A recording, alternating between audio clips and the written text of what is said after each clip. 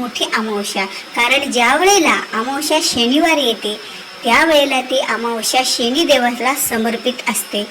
आपल्यावर शनिदेवाची वक्रदृष्टी पडू नये, शनी देवापासून आपलं संरक्षण व्हावं म्हणून ही अमावस्या अत्यंत महत्त्वाची मानली जाते. जसं की लक्ष्मी प्राप्तीसाठी अमावस्याला विशेष महत्त्व आहे. लक्ष्मी मातेची पूजा, उपासना, सेवा जे काही आपण अनेक गोष्टी करतो आपल्या घरात लक्ष्मी माते टिकून राहण्यासाठी, त्याचबरोबर पितृदोष निवारण्यासाठी सुद्धा ही अमावस्या अत्यंत महत्त्वाची मानली जाते. अमावस्या हा दिवस खूप शुभ आणि फलदायी मानला जातो. आपल्या घरातील वाईट ऊर्जा काढून टाकण्यासाठी हा दिवस अत्यंत महत्त्वाचा असतो आणि शनिदेवाचे चांगले आशीर्वाद सुद्धा प्राप्त करून घेण्यासाठीचा हा दिवस मानला जातो.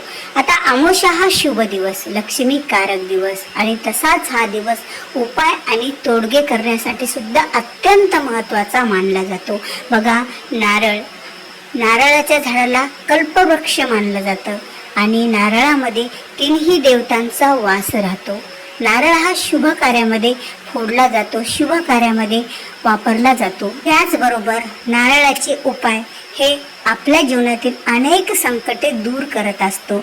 आपल्या घरात जे काही नकारात्मक ऊर्जेचा प्रभाव पडलेला असतो ती नकारात्मक ऊर्जा बाहेर काढून टाकण्यासाठी नारळ हा अत्यंत प्रभावी मानला जातो. आणि हा जो काही नारळाचे उपाय आहेत या उपायाने आपल्या घरातील इडापिडाही बाहेर निघून जाते, आपल्या घरामध्ये सुख शांतीही नांदत असते. बघा, नारळ जर आपण हनुमान मंदिरात जाऊन शनी अमावस्येच्या दिवशी फोडला तर मारुतीरायाची आपल्यावर विशेष अशी कृपादृष्टी राहते. कारण मारुतीरायाने शनिदेवाकडून वचन घेतलेलं असतं की जो कोणी अमावस्येच्या दिवशी माझी सेवा करेल, पूजा करेल त्यावर तुझी वक्रदृष्टी पडू देऊ नको. म्हणून तर अमावस्या हा विशेष महत्त्वाचा दिवस मानला जातो नाची सेवा आणि उपासना करण्यासाठी. शनी अमावस्याला हा एक उपाय खूप प्रभावशाली आहे, तो म्हणजे सायंकाळी आपल्या घराचा या नारळाच्या सहाय्याने उतारा करायचा आहे. नारळ आपल्याला आपल्या हातात घ्यायचं, त्यावर शेंदुराने त्रिशूळ काढायचं आणि त्रिशूळाचं पुढचं टोक जे वरचं टोक असतं ते घराकडे ठेवायचं आणि आपण आपल्या मुख्य दरवाजाकडे तोंड करून उभं राहायचं आणि 11 वेळा हातात नारळ घेऊन, त्रिशूळ काढलेलं नारळ घेऊन 11 वेळा श्री स्वामी समर्थ, श्री स्वामी समर्थ या मंत्राचा जप करत 11 वेळा नारळ हे आपल्या मुख्य दरवाजात घरावरून उतरायचं. म्हणजे नारळ हे कधीही वरून खाली उतरलं पाहिजे, म्हणजे आपल्या घराचा उतारा हा निघून जातो. आणि यामुळे जी काही वाईट ऊर्जा, जी काही खराब ऊर्जा, कोणाची करणी बाधा, नजर बाधा, कुणाचा नजर दोष जे काय आपल्या घरावर पडलेला असतो त्या दरवाजातून प्रवेश करत असतो तो तिथे नष्ट होऊन जातो. आणि मग ते नारळ आपल्याला कचरा कुंडीत किंवा जिथे कुणी जाणार नाही अशा ठिकाणी नेऊन टाकायचं आहे. आता एका नारळाचा आणखीन एक उपाय म्हणजे आपल्या घरामध्ये रात्री आपल्याला एक कर्पूर होम करायचा आहे. एक नारळ घ्यायचं, नारळाची पूर्ण जटा काढून टाकायच्या. फक्त आपण जे देवाला फोडण्यासाठी नारळ जसं तयार करतो, एक जट ठेवतो आणि बाकीचं सोडून काढतो, त्याप्रमाणे नारळ तयार करायचं. देवघरासमोर दिवा अगरबत्ती लावून बसायचं. तो नारळ हातात घ्यायचा, त्यावर कापूर ठेवायचा आणि तो कापूर सारखा जळत राहील तोपर्यंत श्री स्वामी समर्थ, श्री स्वामी समर्थ या मंत्राचा जप 108 वेळा म्हणजे एक माळ पूर्ण जप करायचा.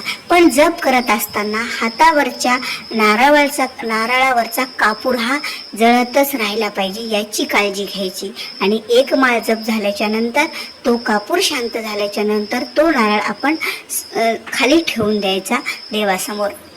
तो नारळ तुम्ही दुसऱ्या दिवशी लगेच वाहत्या पाण्यात सोडून देऊ शकता किंवा तो नारळ बाजूला एखाद्या पिशवीत घालून ठेवायचा आणि दुसऱ्या अमावस्याला सुद्धा याचप्रमाणे त्या नारळावर सेवा करायची.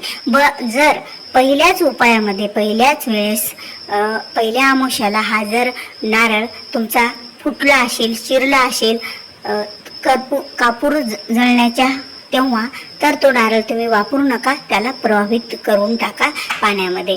तर असा एक नारळाचा प्रकार. आणि आणखीन एक नारळाचा आपल्याला उपाय करायचा आहे एका नारळाचा. तो म्हणजे बघा, आपल्याकडे कुठलीही गाडी असो, 4 व्हीलर, 2 व्हीलर किंवा अगदी सायकल जरी असेल तरी हा उपाय आपल्याला करायचा आहे. नारळ आपल्याला पूर्ण न सोलता नारळ आपल्याला हातात घ्यायचं आणि आपली गाडी ही जागेवरच चालू करून ठेवायची. मग 4 व्हीलर असो किंवा 2 व्हीलर असो, मग त्या हातात घेऊन तसा घराचा उतारा केला त्याचप्रमाणे आपल्या गाडीचा सुद्धा म्हणजे हातात नारळ घेऊन 11 वेळा श्री स्वामी समर्थ, श्री स्वामी समर्थ हा उतारा करायचा आणि ते नारळ आपल्याला टाकून द्यायचं असतं. अशा प्रकारे आपल्याला हा एका नारळाचा हा उपाय करायचा. खरंच अमावस्येच्या दिवशी नारळाचे उपाय हे खूप प्रभावशाली असतात आणि आपल्याला त्यापासून एक चांगली ऊर्जा मिळत असते आणि एक शुभ संकेत मिळत असतात. 24 तासात आपल्याला कामात यश मिळतं, आपली अडलेली कामे ही पूर्ण होतात, आपल्या घरातील वाईट ऊर्जा निघून जाते, आपल्या घरातील इडापिडा निघून जाते, घरातील वैभव वाढते, घरातील सुखसंपत्ती वाढते, घरातील भांडणे कमी होतात आणि घरातील चिडचिडपणा जर एखादी व्यक्ती करत असेल किंवा एखादी व्यक्ती जर बाहेर बाधाने ग्रसित झालेली आहे असं तुम्हाला वाटत असेल तर त्या व्यक्तीवरून सुद्धा अमावस्येच्या दिवशी सायंकाळी आपल्याला नारळाचा उतारा करायचा आहे आणि ते नारळ फेकून द्यायचं आहे. कारण एका नारळाचा सतत आजारी व्यक्ती जर कोणी असेल तर, लहान मुले, व्यक्ती कोणीही असेल तर त्यांच्यावरून सुद्धा आपण हा नारळाचा उतारा करू शकतो आणि ते नारळ आपल्याला बाहेर टाकून द्यायचं असतं किंवा आपल्या कचरा पेटीत सुद्धा आपण ते टाकून देऊ शकतो. तर महिलांनो, आपल्याला उद्या शनी अमावस्या ही वर्षातील सर्वात मोठी अमावस्या आणि हे एका नारळाचे आपण उपाय केले तर खरंच आपल्या घरामध्ये सुख शांती नांदेल आणि 24 तासात आपल्याला सर्व कामात यश मिळेल. तर भेटूया पुन्हा अशाच एका नवीन आणि माहितीपूर्ण व्हिडिओसोबत. तोपर्यंत बोलत राहा. श्री स्वामी समर्थ. जय जय स्वामी समर्थ.